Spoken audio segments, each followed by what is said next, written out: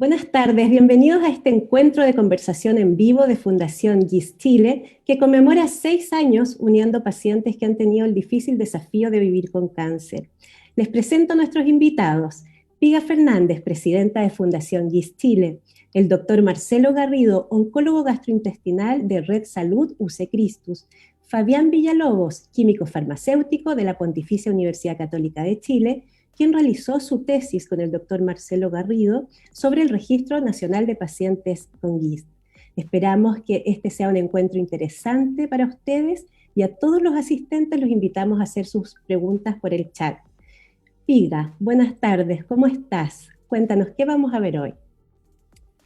Hola, muy buenas tardes a todos. Muchísimas gracias por estar hoy día aquí con nosotros, por acompañarnos a celebrar un año más de la Fundación GIS Chile, pero principalmente por celebrar un año más de este caminar juntos, de acompañarnos y de cuidarnos.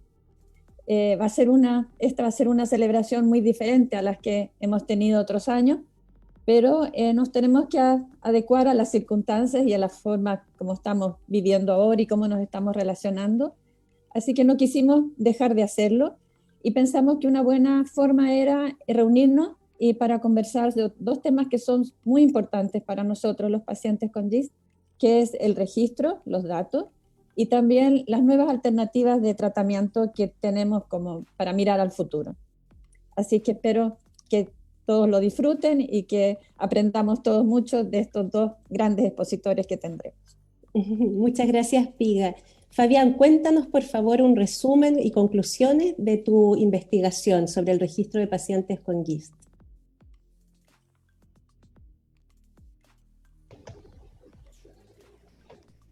Ya. Bueno, muy buenas tardes a todos. Muchas gracias por la presentación.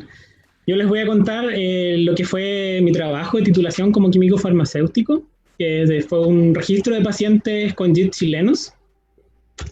Bueno, antes de entrar de lleno en lo que es el registro, hay que contextualizar un poco por qué el registro es importante.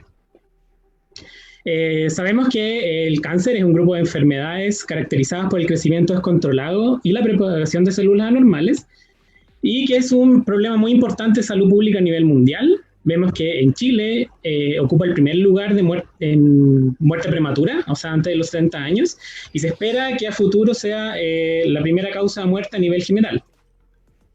Bueno, el cáncer se puede clasificar en varios tipos según el tipo de célula en que se origina. Dentro de ello tenemos los carcinomas, que son los más comunes, que representan el 80% de los diagnósticos de cáncer. Y tenemos a los sarcomas, que son, a diferencia de los carcinomas, que son tumores de origen epitelial, los sarcomas son tumores que se pueden originar en vasos linfáticos, vasos sanguíneos, en la grasa, en el músculo o en los nervios, y son muy poco frecuentes, ya que representan alrededor del 1% del total de diagnósticos de cáncer.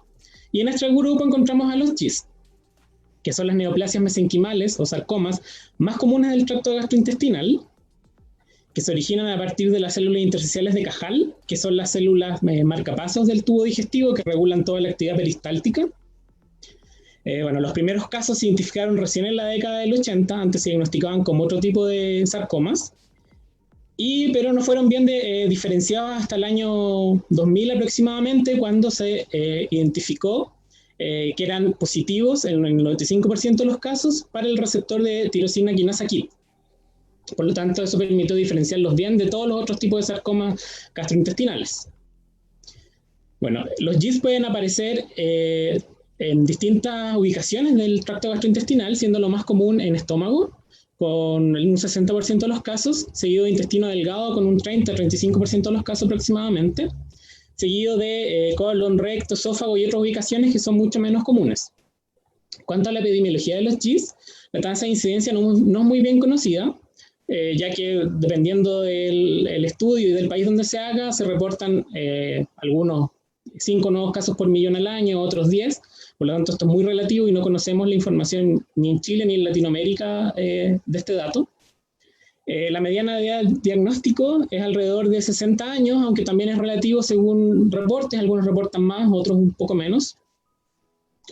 Y en cuanto al sexo, es mucho más común en pacientes de sexo masculino que de sexo femenino. Bueno, el GIST se puede diagnosticar en 2 posibles estadios de la enfermedad y de eso va a depender el tratamiento que se elija. Una posibilidad es que sea un GIST localizado, eso quiere decir que esté solamente en su ubicación primaria y no se haya diseminado a otros tejidos.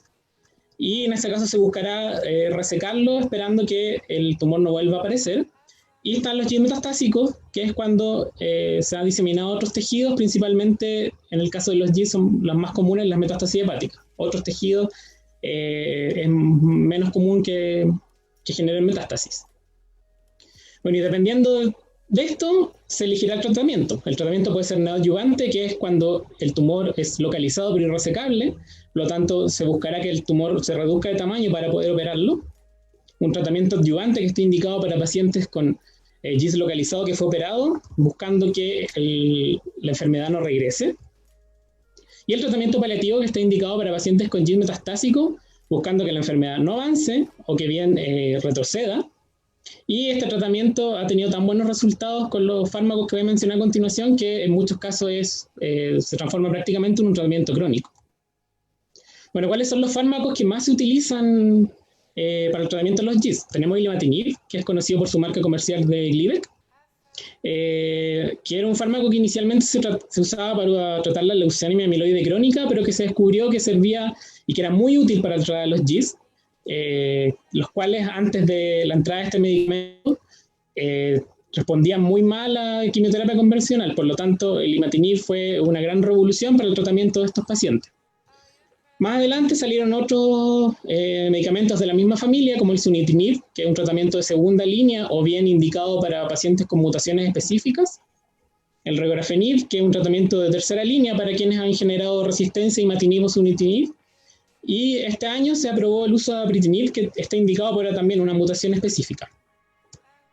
Bueno, otro punto importante que nos entrega como información un registro es los estudios mutacionales que se han realizado en los pacientes, donde tenemos que en el exón 11 están la mayoría de las mutaciones. ¿Y esto por qué es importante? Porque nos ayuda a determinar cuál es el mejor tratamiento. Ya que en el caso de pacientes con mutación en el exón 11, la mejor terapia sería imatinib en 400 miligramos. Mutaciones en el exón 9 responderán mejor a imatinib en 800 miligramos. Los wild type, que no tienen mutaciones ni en KIT ni en PDGFR-alfa, van a responder mucho mejor a 50 miligramos. Y los pacientes de exón 18 van a responder mucho mejor a abritinib, que es el medicamento que mencioné anteriormente. Bueno, otro punto importante es que no conocemos qué criterio para estimar la recurrencia de un paciente que fue operado, que tuvo diagnóstico localizado y se resecó su GIST. Es necesario saber cuál es el criterio que se adapta mejor a este grupo de pacientes para determinar este riesgo. Dentro de estos criterios posibles está el nomograma de Gold, que toma en consideración el tamaño del tumor, el índice mitótico, que es como la velocidad a la que se reproduce, el sitio del tumor, y cada uno de estos factores va a dar un puntaje que va a permitir estimar cuál es la probabilidad de sobrevida libre de recurrencia, ya sea a 2 o a 5 años. Y otros criterios son el criterio de riesgo AFib y el NIH modificado, que a diferencia del criterio anterior, este va a indicar si el riesgo de recurrencia es muy bajo, bajo, intermedio o alto. Vemos que a pesar de que ambos criterios utilizan la misma información, las escalas son distintas. Por lo tanto, un paciente según un criterio puede tener un riesgo bajo de que el tumor vuelva a aparecer, pero según el otro criterio va a tener un riesgo intermedio. Por lo tanto, es súper importante saber qué criterio se adapta mejor a este grupo de pacientes para poder tomar una buena decisión terapéutica. Bueno, yendo ya más a lo que nos convoca. Bueno, los registros de pacientes son ampliamente utilizados en la investigación epidemiológica, ya que nos entregan importante información sobre el sexo de los pacientes, el grupo étnico al que pertenecen, la edad del diagnóstico, cuáles son los tratamientos que han utilizado. Y su objetivo principal es identificar los casos de cáncer que ocurren en una población definida. De esta forma vamos a tener la información retrospectiva, mirando hacia atrás, de qué ha ocurrido con la enfermedad en los últimos años. Estos registros pueden ser de carácter hospitalario, que es solamente en un centro, lo que ocurre con los pacientes de solamente un hospital o una clínica, y registros poblacionales que pueden ser, por ejemplo, un registro nacional. Bueno, y el problema principal que tenemos en Chile es que no existen registros de pacientes. Por lo tanto, eso nos lleva a la necesidad de hacer uno. Y otro antecedente importante es que el año 2019 los GIS ingresaron a la ley Ricarte-Soto, y esto incluyó tratamiento para pacientes con GIS metastásico y GIS irresecable que requerían imatinib o sunitinib. Esto es importante mencionarlo porque quedaron fuera los pacientes que requerían tratamiento adyuvante. Entonces, más adelante vamos a ver por qué esto es importante. Bueno, el objetivo general de este estudio fue elaborar un registro de pacientes chilenos con GIS que incluía sus características clínicas, sus características patológicas, los tratamientos utilizados y la sobrevida de la enfermedad. Bueno, la recopilación de los datos se inició en enero de 2019 y concluyó en marzo del mismo año. Y el centro involucrado en el estudio fue la Red de Salud Secristus en colaboración con la Fundación GIS Chile. Y la población de estudio fueron 103 pacientes chilenos mayores de 18 años con GIS que fueron diagnosticados en cualquier estadio de la enfermedad entre los años 1996 y 2019 que firmaran su consentimiento informado. Bueno, y los resultados que obtuvimos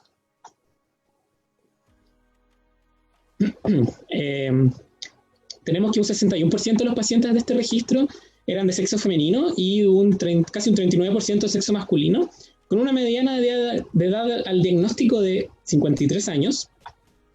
Al observar la edad al diagnóstico según sexo, vemos que tanto para hombres como para mujeres, la edad en que más pacientes fueron diagnosticados fue entre los 45 y los 55 años. Luego, al observar el estadio de la enfermedad en el momento del diagnóstico, casi un 72% fue diagnosticado con GIS localizado y un 26% con GIS metastásico. En cuanto a la ubicación del tumor primario, un 46,6% fue de origen de GIS de estómago, mientras un 44,66% tuvo como origen un GIS intestinal. Y si comparamos esta información con algunos registros que se reportan en la literatura científica, vemos que en cuanto al sexo tenemos una diferencia con lo que se reporta en otros registros, ya que la mayoría de ellos muestra una mayor proporción de pacientes de sexo masculino que de sexo femenino. En cuanto a la medida del diagnóstico, está muy similar, por ejemplo, al registro de LifeRank Group, pero es distinta al registro de los Países Bajos, que es un registro nacional.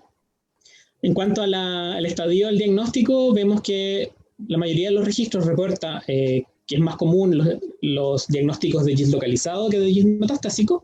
Y en cuanto a la ubicación del tumor primario, también vemos una diferencia, ya que la mayoría de los reportes muestran una mayor diferencia entre GIS gástrico y GIS intestinal. Acá tenemos una diferencia mucho menor. Bueno, en cuanto a las características clínicas, observando solamente GIS localizados, acá vemos que luego del diagnóstico, al 62% de los pacientes, independiente de su riesgo, se les indicó solamente seguimiento. Y al 37,8% se les indicó tratamiento farmacológico. Es importante mencionar que muchos de estos pacientes, antes de llegar a atenderse a la Católica, tuvieron tratamientos en otros centros, por lo tanto puede ser que el riesgo de recurrencia no se haya estimado de la forma correcta, o bien que hayan existido problemas para acceder al tratamiento. Bueno, eso. Y en cuanto al tipo de tratamiento, en el 7,14% el tratamiento es de carácter neoadyuvante y en el 92,86% el tratamiento fue adyuvante. Y en el 100% de los casos el fármaco utilizado fue el imatinib. Y de este grupo de pacientes, el 9,46% tuvo recurrencias localizadas, o sea que el tumor volvió a aparecer en el mismo sitio. Recurrencias metastásicas en un 22,97%. Y sin recurrencias, hasta el momento que se hizo el registro, un 67,5%. Bueno, otra información importante que nos entregó este registro fue sobre los estudios mutacionales, donde vemos que lo más común fueron mutaciones en el exón 11 del gen KIT, con un 60% de los pacientes, y además cabe mencionar que la proporción de pacientes con estudio realizado fue mucho mayor a lo que se reporta en otros estudios, ya que casi un 40% de los pacientes acá tenía el estudio realizado, lo cual demuestra que la importancia que se le ha dado al estudio mutacional, tanto por parte de la Fundación como por parte de los especialistas para determinar cuáles son los mejores tratamientos a utilizar. Bueno, y otro información importante que nos entregó el registro es sobre la sobrevida global y la sobrevida libre de enfermedad. Al observar sobrevida global, acá vemos en este lado que estoy mostrando el porcentaje de pacientes que sigue con vida en un tiempo determinado. Y vemos que la mediana sobrevida global fue de 134 meses, que equivale a 11,16 años, lo que es muy bueno, tomando en cuenta si comparamos con otros tipos de cáncer. Es una sobrevida bastante larga y que esperamos que vaya aumentando con el tiempo a medida que aumenta la información, el acceso a los tratamientos. Y si observamos sobrevida global por sexo, vemos que las mujeres tienen una tendencia a tener una mayor sobrevida que los hombres. Al observar la sobrevida según el estadio al momento del diagnóstico, vemos que pacientes con GIST localizado y GIST metastásicos, ambas curvas se topan en un momento, lo cual no es parte de lo que se esperaba, ya que un GIST localizado es un GIST mucho menos avanzado que un GIST metastásico, por lo tanto, se esperaría que tengan una sobrevida mucho mayor que los pacientes con GIST metastásico. Entonces eso nos lleva a preguntar por qué ocurre esto, y observamos que los pacientes con GIST localizado que tuvieron recurrencias de la enfermedad son los que finalmente hacen que estas curvas se topen, mientras que los que no tienen recurrencias se ve que no fallece ninguno. Bueno, al observar los criterios de estratificación, acá vemos curvas de sobrevida libre de enfermedad y vemos que el riesgo NIH modificado se adapta mucho mejor a este grupo de pacientes, ya que pacientes de riesgo bajo se comportan como de riesgo bajo, ya que ninguno tiene recurrencias. Los de riesgo intermedio se comportan como de riesgo intermedio y los de riesgo alto se comportan como de riesgo alto. Pero al observar a FIT vemos que estas curvas están cambiadas. Los de riesgo bajo se comportan como de riesgo intermedio y los de riesgo intermedio como de riesgo bajo. Por lo tanto, no es un criterio confiable para estratificar a estos pacientes. Y al observar el nomograma de Gold a 2 años y a 5 años, observamos el mismo fenómeno. Al observar a 2 años, las curvas se cruzan, por lo tanto no es un criterio adecuado para estratificar a estos pacientes, pero al observar a 5 años, las curvas sí se diferencian, por lo tanto es mucho más confiable para evaluar la sobrevida libre de enfermedad de estos pacientes. Bueno, finalmente, para observar el efecto del tratamiento adyuvante, observamos a los pacientes solamente de riesgo alto que recibieron adyuvancia y que no la recibieron, observando que los pacientes que recibieron adyuvancia tienen un mayor beneficio en su sobrevida libre de enfermedad que los que no la recibieron, tanto para NIH modificado como nomograma de Gold. ¿Qué nos lleva a concluir esto? Que los pacientes con GIST localizado que no recibieron tratamiento adyuvante luego de la cirugía son los que finalmente recaen y fallecen y hacen que ambas curvas se topen en un punto.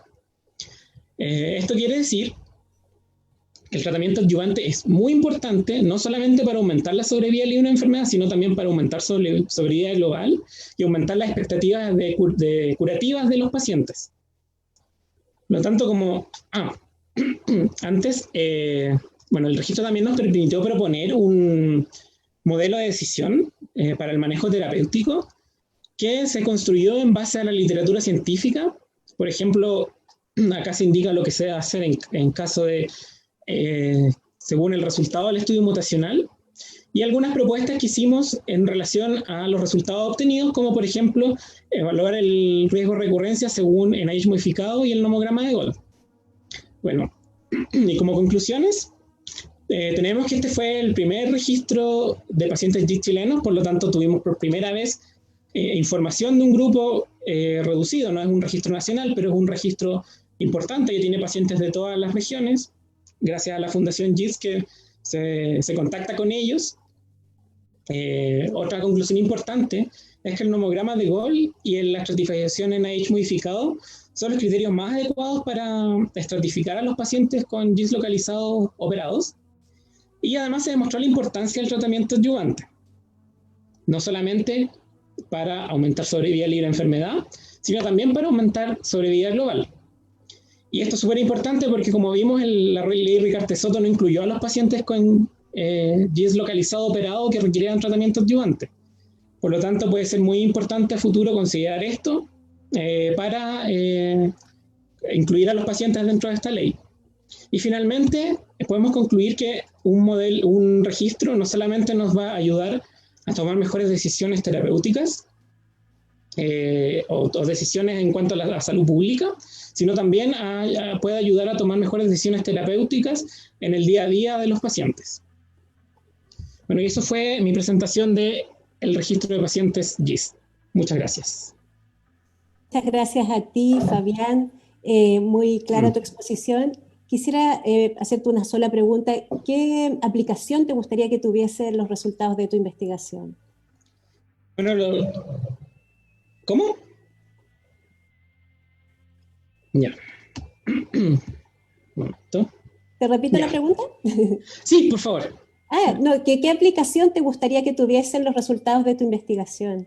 Ya, una aplicación que podría ser muy importante es lo que mencioné con respecto a la ley Ricarte-Soto, que consideró solamente a los pacientes con GIS metastásicos y GIS irresecables, y dejó fuera de la cobertura a los pacientes que requerían tratamiento adyuvante. Y una información importante que nos entregó este registro al analizarlo fue que los pacientes que necesitan tratamiento adyuvante también es súper importante que lo reciban. Por lo tanto, sería muy importante que también la cobertura se lograra ampliar a estos pacientes.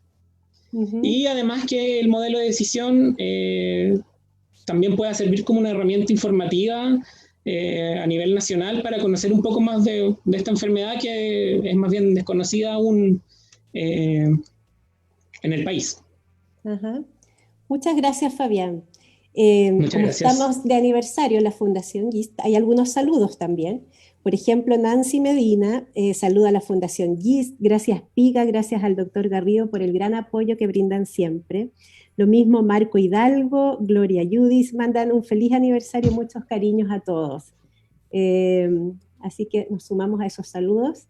Y le pedimos al doctor Marcelo Garrido si nos puede iniciar su exposición sobre la actualización en tratamiento GIST, por favor.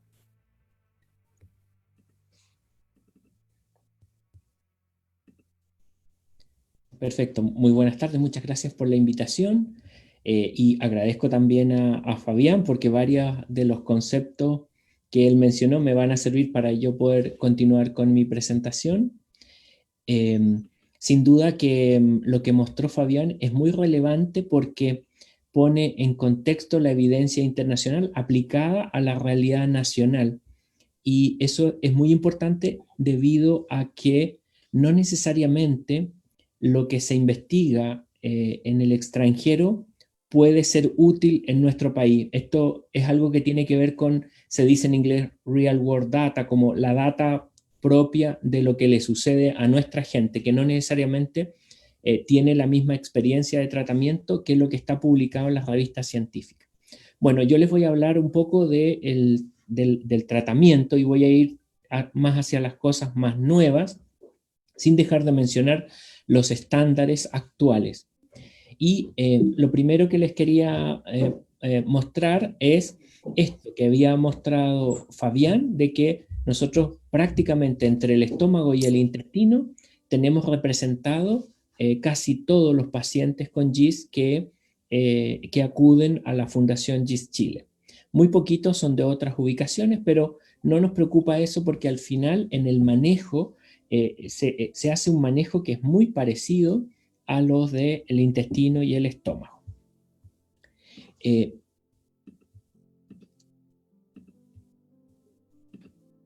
Perfecto. Como les había comentado también Fabián, las mutaciones son muy importantes. Esta es una patología que está guiada molecularmente y por lo tanto el tema de las mutaciones, que es un poquito enredoso a veces para los pacientes, incluso también para nosotros los médicos, es muy relevante de conocer y de dominar para decidir la mejor alternativa terapéutica, ¿no es cierto? En términos resumidos, un paciente que tiene un GIS con un tumor menor a 2 centímetros, en general lo consideramos más bien un cuadro de comportamiento benigno y se hace seguimiento del caso, midiendo el tamaño del tumor, y cuando los tumores llegan a tener más de 2 centímetros, está recomendado operar a un paciente o sacar el tumor o hacer la resección oncológica.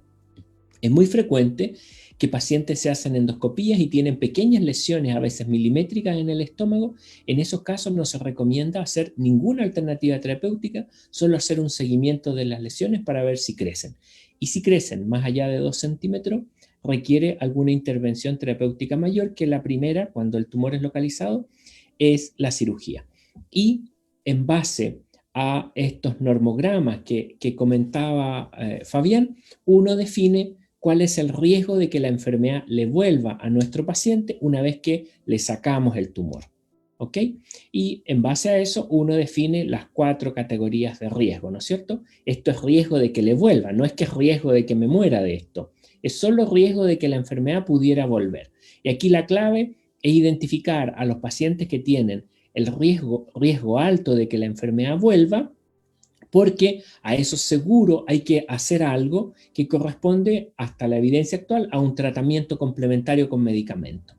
Y también identificar bien a los que están en este riesgo intermedio, porque eso tenemos que hacer un seguimiento mucho más exhaustivo y dilucidar un poco más en esa categoría de riesgo para definir a cuáles de esos le vamos a dar un tratamiento complementario.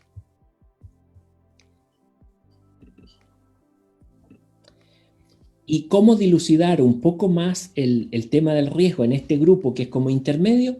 Ahí el avance en esta opción terapéutica es el estudio de las mutaciones. Con el estudio de las mutaciones uno puede definir si ese paciente tiene más una categoría hacia riesgo alto o hacia riesgo bajo, cuando son de riesgo intermedio, por ejemplo. De hecho, hay mutaciones que son de pronóstico favorable y otras que no. Entonces, en los pacientes que tienen un riesgo intermedio, el tener la mutación nos entrega información adicional para saber si a ese paciente tenemos que darle algún tratamiento complementario. Y esto es un avance de la literatura y de las investigaciones o de los estudios clínicos de los últimos años para ir siendo mucho más exactos de a qué paciente exponer a un tratamiento complementario después que le sacan el tumor o después que se opera. La mejor evidencia para el tratamiento en el postoperatorio, es decir, después que el paciente se queda sin el tumor, es el imatinib, que se usa en general por 3 años, y es la evidencia científica o el estudio que se publicó en esta revista que se llama JAMA, que es una de las revistas médicas más importantes, y que mostró que dar imatinib por 3 años en pacientes que tenían tumores de más de 5 centímetros o que eran de alto riesgo, mejoraba la sobrevida en un 10%.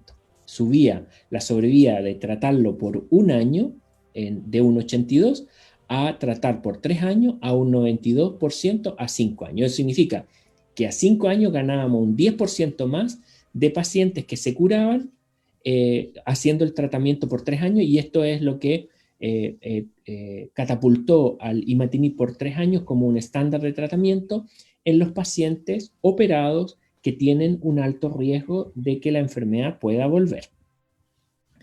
En el caso de los pacientes con enfermedad metastásica, imatinib en primera línea es un estándar de tratamiento. Ya desde el año 2002 estuvo la primera publicación de este medicamento, y fue claramente un cambio de paradigma casi en la historia de la oncología, porque fue una de las primeras patologías de tumores sólidos donde había una droga que era una terapia molecular que podía controlar con mucho éxito la enfermedad. Si ustedes se fijan, prácticamente el 80% de los pacientes controlaban la enfermedad, y antes era una enfermedad que prácticamente no tenía tratamiento, porque nosotros intentábamos darle quimioterapia y radioterapia y los pacientes no respondían. Entonces pasamos casi de no tener una alternativa terapéutica eficiente a tener una alternativa terapéutica altamente exitosa. Y esto cambió lejos el paradigma de nuestros pacientes con GIST. Ya en el año 2007 nosotros estábamos ya presentando a la comunidad médica los primeros casos tratados con esta enfermedad, y aquí les muestro un escáner donde se ve un gran tumor en el estómago, que es un GIST, que se achicaba después de años ya de tratamiento con el tratamiento de primera línea, y la enfermedad se controlaba Así que ya desde esa época que nosotros tenemos experiencia manejando pacientes con esta enfermedad en primera línea, ¿no es cierto? Pero aunque tratemos muy bien a los pacientes y aunque ellos se porten súper bien, hay pacientes que no responden. Y los que no responden pueden estar en dos categorías. Uno, los que tienen resistencia primaria, que la enfermedad puede empeorar a pesar del tratamiento en los primeros 6 meses de tratamiento. Aquí está como el 14% de los pacientes, gracias a Dios son poquitos. Y los que desarrollan durante el tratamiento una resistencia secundaria que habitualmente es una progresión alrededor de los 2 años de tratamiento. Y aquí hay un 40% de los pacientes que le puede pasar esto, así que este es un riesgo real. ¿Ok? Normalmente cuando hay resistencia primaria es porque tiene algunas mutaciones que le confieren a esa resistencia. Lo que se conoce como wild type, que uno no encuentra una mutación, por ejemplo, o mutaciones en el exón 18 del receptor alfa del factor de crecimiento derivado de plaqueta. La resistencia secundaria se desarrolla en pacientes que tienen mutaciones que son sensibles al tratamiento, pero desarrollan otras mutaciones que pueden hacer que se haga el tumor resistente a ese tratamiento. ¿Ok? Pero en los pacientes que la enfermedad progresa en primera línea, gracias a Dios, tenemos un estudio clínico bastante bueno que mostró la eficacia de sunitinib, que es la droga estándar en todo el mundo y aceptada por las grandes agencias internacionales y el ISP chileno para tratar a pacientes que progresan a la primera línea. Y este es el sunitinib. El sunitinib es un medicamento oral, es tan cómodo como el imatinib que se usa en primera línea. Ambos medicamentos pueden tener toxicidades, pero que bien conocidas, las toxicidades bien manejadas, teniendo una muy buena comunicación entre el paciente y su equipo de salud, habitualmente los equipos de enfermería y el equipo médico, se puede manejar bastante bien para que el paciente mantenga la adherencia al tratamiento y se le pueda sacar un máximo de beneficio. Pero el sunitinib es el estándar de tratamiento en segunda línea. Y si a pesar de que nos va mal con la primera línea, y con la segunda línea, en tercera línea, existe el regorafenib, que es otra droga, es una terapia también molecular, igual que sunitinib se le llama antiangiogénico, porque actúa sobre los vasitos que van dirigidos al tumor, pero también tiene efectos sobre otra molécula que tiene que ver con la proliferación de las células tumorales. El regorafenib en tercera línea ha demostrado beneficio en sobrevida libre de progresión y es considerado un estándar de tratamiento en tercera línea. Ahora, ¿por qué pasa esto? Porque el imatinib tiene un perfil inhibitorio de algunas moléculas claves para el desarrollo de las células tumorales y en la medida que uno va avanzando en las líneas, aparecen nuevas mutaciones, como les comentaba antes, mutaciones como secundarias, y esas son capaces de ser inhibidas por el sunitinib y por el regorafenib, que tiene un perfil inhibitorio de moléculas bastante más amplio y por eso es que puede incluso actuar en tercera línea.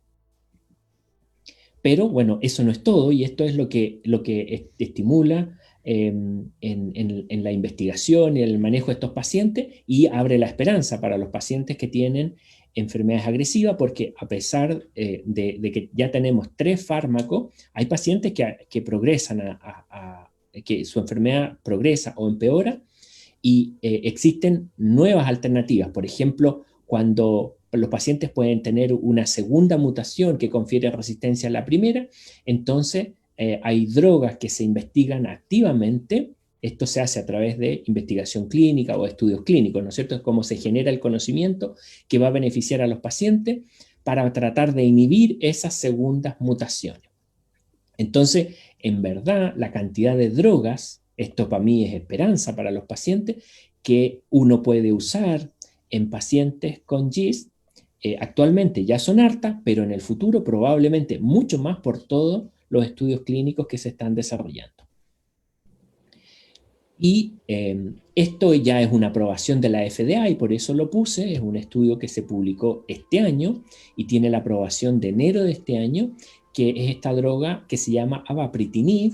El avapritinib es capaz de ser muy activo en pacientes que tienen muchas líneas de tratamiento. Si ustedes se fijan en el recuadro que les muestro, muchos pacientes habían usado inhibidor de tirosinquinasa, como moléculas como el imatinib, el sunitinib o el regorafenib, previamente hasta 5. Había un 20% de pacientes que tenían hasta 5 tratamientos previos, y en ese contexto el avapritinib era capaz de lograr respuestas casi en el 90% de los pacientes. Esto es un resultado muy llamativo, es un porcentaje muy alto, y por eso es que la FDA llevó a la aprobación de este medicamento para los pacientes que tienen GIST metastásico, que tienen progresión a múltiples líneas de tratamiento y que tienen esta mutación específica, la D842B. ¿Okay?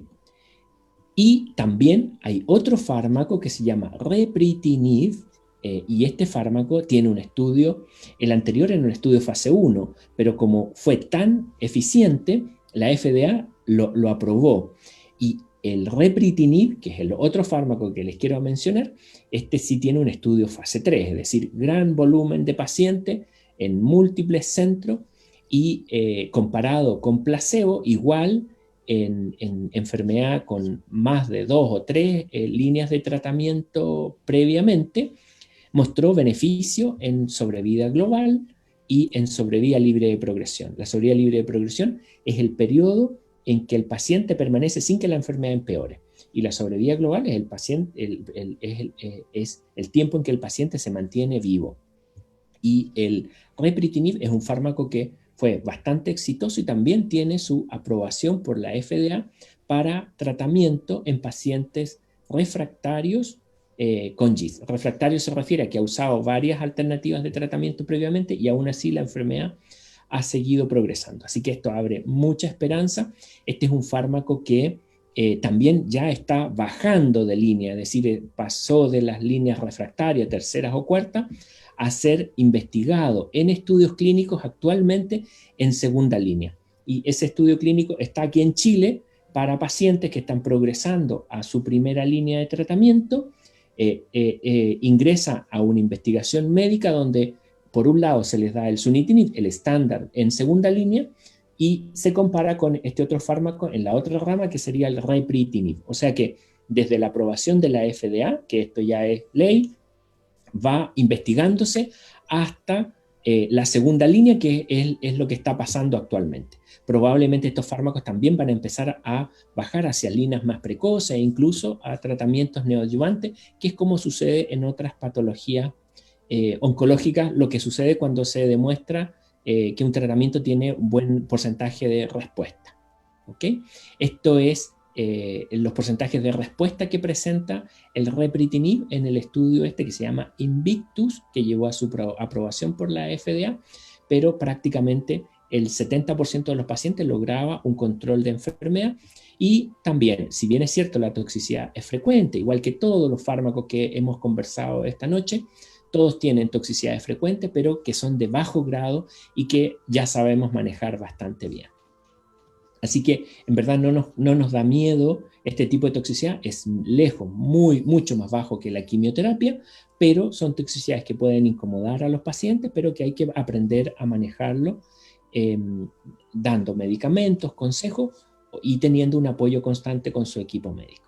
Ahora, sin duda que aquí hemos hablado de GIST que tienen mutaciones específicas y tratamientos específicos, pero hay un subgrupito que no tienen mutaciones conocidas, lo que se le llaman los wild type por el nombre en inglés, y este tipo de GIST, de pacientes que tienen este tipo de tumores que no tienen mutaciones, son un desafío actualmente porque tenemos que buscar nuevos tratamientos para ofrecer, ¿no es cierto? Ahora, sin duda que algunos de los fármacos que mencionamos, como el sunitinib, son activos en este tipo de paciente que no tienen mutaciones, lo mismo que el Repritinib, pero todavía las alteraciones moleculares que tienen son bastante diferentes a los GIST convencionales. Por ejemplo, tienen alteraciones de otros genes que son más típicos de otros tipos de cáncer, como de BRAF o de unas enzimas relacionadas con la mitocondria de las células tumorales, que se llaman CDH, succinato deshidrogenasa, y eso nos permite ir clasificando estos GIST wild type en distintos subgrupos para poder ir orientando el mejor tratamiento. Y tanto es así que ya se conocen algunas alteraciones moleculares que tienen los pacientes con GIST wild type para las mutaciones más frecuentes, como el KIT y el receptor alfa del factor de crecimiento de la plaqueta, y después agregamos las alteraciones de succinato de deshidrogenasa y las alteraciones de RAF, son otros de los genes que se pueden alterar en estos pacientes, pero hay algunos que no tienen ninguna de esas. ¿Okay? Entonces, en los GIST wild type pongo el rol de la oncología de precisión, porque en la oncología de precisión se busca hacer estudios mutacionales muy amplios con tecnologías muy sensibles, que se llama NGS, la Next Generation Sequencing en inglés, es secuenciación de la próxima generación, por decirlo en español, y a través de esa tecnología uno puede secuenciar el genoma de los tumores y poder ir descubriendo qué tipo de mutaciones son las que tiene para que estos cuádruple wild type GIST, que así se llaman, puedan descubrirse las alteraciones moleculares que tienen, y de esa forma, conociendo las alteraciones moleculares, uno puede elegir el mejor tratamiento. Así que, por lo pronto, tenemos tratamiento estándar bastante definido, de relativa baja toxicidad, pero que requieren cuidados especializados. Nuevos fármacos aprobados este año, el 2020 ha sido un gran año para los GIST porque tenemos 2 nuevos fármacos aprobados por la FDA y que pronto empiezan a llegar a nuestro país. Ya llegan a nuestro país estudios clínicos con algunas de estas nuevas drogas aprobadas en el resto del mundo, y la oncología de precisión nos abre una nueva esperanza para poder identificar mejor aquellos donde no encontramos alguna mutación, que son los GIST wild type, para poder orientar el mejor tratamiento. Muchas gracias. Muchas gracias, doctor. Muy interesante su exposición, y tenemos aquí participación de nuestros asistentes virtuales. Por ejemplo, Jorge pregunta, ¿cuál es la sobrevida de un paciente con GIST considerando todos los tratamientos disponibles actualmente? Bueno, en verdad son décadas, le podría decir, y probablemente la señora Piga es el mejor ejemplo de esto, porque ella efectivamente parte con un GIST metastásico y lleva tratamiento durante décadas. Así que yo le diría, primero, no asustarse, segundo, tener esperanza, y tercero, buscar sus mejores alternativas terapéuticas para que se logre el mejor beneficio de cada una de las líneas de tratamiento que se pueden ofrecer. También Marcela Jiménez de la Jara comenta, me gustaría conversar con ustedes el tema de la estratificación social de los pacientes GIST. También sería interesante ver cómo opera la variable urbano-rural y lugares apartados en la ubicación de los pacientes y sus tratamientos. Ahí queda como el tema puesto. Sí, mira, sin duda que los condicionamientos sociales de los pacientes son muy importantes, prácticamente en todos los pacientes con cáncer esto es relevante, y en GIST sin duda. Hemos tenido colaboraciones con fundaciones internacionales y conversaciones con la Fundación GIST Chile para incluir en el registro variables sociales, y de hecho así es. Con Fabián hemos mostrado algunas cosas que son más típicas y que son relevantes en la clínica, pero sí hay también datos sociales en ese registro que los maneja mucho mejor la señora Piga, y la idea es poder ir ampliando este registro año a año para poder tener mayor poder estadístico de los hallazgos que se enumeran. Aquí Janet Enríquez también quiere agradecerle a la Fundación GIST por todo el apoyo que llegó en un momento de saber que tenía GIST. Gracias al doctor Garrido por brindarnos su apoyo. Felicidades a la Fundación GIST por su aniversario. Bendiciones a todos. Puras buenas vibras. Y ahora quiero preguntarle a Piga, cuéntanos por favor, Piga, ¿en qué consiste la plataforma de estudios clínicos? La plataforma de estudios clínicos es un proyecto en el que está trabajando la Fundación GIST Chile, que pretende poner a disposición de toda la población los distintos estudios clínicos oncológicos que se están realizando en Chile. Es una plataforma donde están todos los estudios clínicos de acuerdo a sus distintos tipos de cánceres, y explica en qué etapa de los estudios están. Es una plataforma principalmente informativa para que todo el mundo sepa qué se está haciendo en investigación, cuáles son los estudios clínicos que están disponibles en Chile en este minuto. Y es con la idea de que, por un lado, los pacientes que se informen y que sepan todas las alternativas de tratamiento que hay, y para que lo conversen con sus médicos tratantes y juntos decidan cuál es su mejor tratamiento disponible, ¿no? Eso es un poco. Y también hay una parte en esta plataforma que es de educación a los pacientes, donde nosotros queremos en un lenguaje más sencillo, ya mucha información que a veces para algunas personas cuesta entenderla. Esa es como la idea, es una plataforma principalmente informativa. Uh-huh. Bueno, muchas gracias a ustedes como expositores, muchas gracias a todos los asistentes por acompañarnos en este aniversario, el 6º aniversario de Fundación GIST, y les recuerdo que este video va a quedar alojado en el sitio web de la Fundación y también en sus redes sociales, por si quieren volver a revisarlo y también compartir. Muchas gracias. Muchas gracias. Gracias.